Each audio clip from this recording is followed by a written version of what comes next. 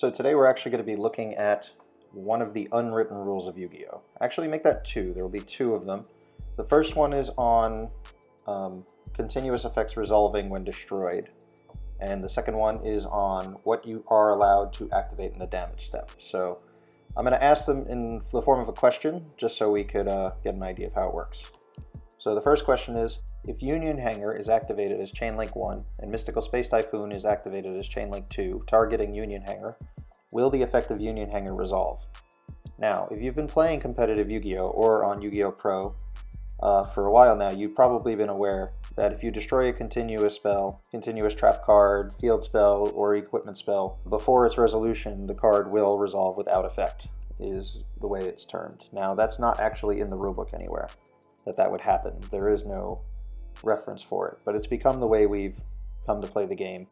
In the rulebook, you can actually see a definition of continuous effects in reference to monsters, which is the closest thing I've seen to something that's being used for that, and that is when a monster is summoned that has a continuous effect, its effect doesn't activate, it just becomes part of the game state as long as the card is on the field, and when it ceases to be on the field, it no longer applies. Now, there are actually a few monsters that effects do remain after they've been summoned, because their effects tend to say, like, during the turn that this card was summoned, something happens. But there's nothing specific about continuous spells and traps in the rulebook, which I'll have on the screen, their text. It doesn't imply that if they're destroyed that they won't resolve. And some cards it makes sense that their effects wouldn't resolve, such as Burden of the Mighty. While that card's on the field, all the attack points of monsters is reduced, and if it's destroyed, it's no longer reducing them. That's similar to a continuous monsters effect.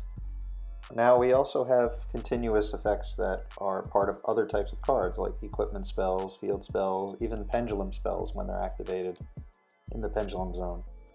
And some of them have trigger effects, like Dragonic Diagram.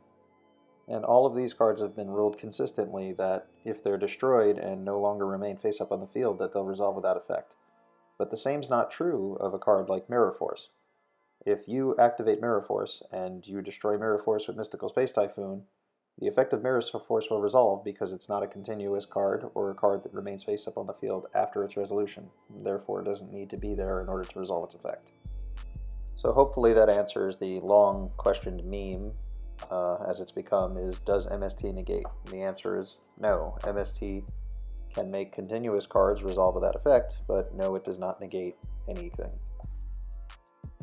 The second unwritten rule of Yu-Gi-Oh! That currently is being used all of the time, and you really need to know about in order to play the game properly, which is not in the rulebook, is what cards can be used during the damage step. Now, the damage step is explained in the rulebook, and there is an additional resource on Konami's website, which I will link down below in the description. Now, what it says is that during the damage step, you can only activate counter traps or cards with effects that directly change a monster's attack or defense. Also, these cards can only be activated up until the start of damage calculation, meaning before damage calculation, not during. Now, what it doesn't state is that you can also use any quick play effect of a monster or any Speed Spell 2 effect at all that negates the activation of a card effect or the summon of a monster. Some notable mentions would be Infernoid Anuku, Infernoid Deviati, Cosmo Wicked Witch, Cosmo Dark Lady, not Wicked Witch.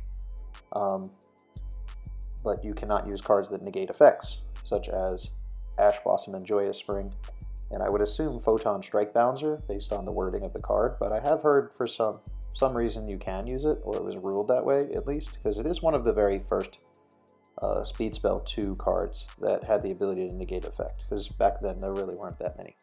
So if you have a reference as to whether or not Photon Strike Bouncer can negate an effect during the damage step, please let me know. I don't believe it can. Based on consistency, it shouldn't. If you have any questions, remember, you can ask a question about any card interaction down below in the comment section. Please make sure to request notifications to keep up with this series, to see if your questions have been answered, and subscribe if you have not already.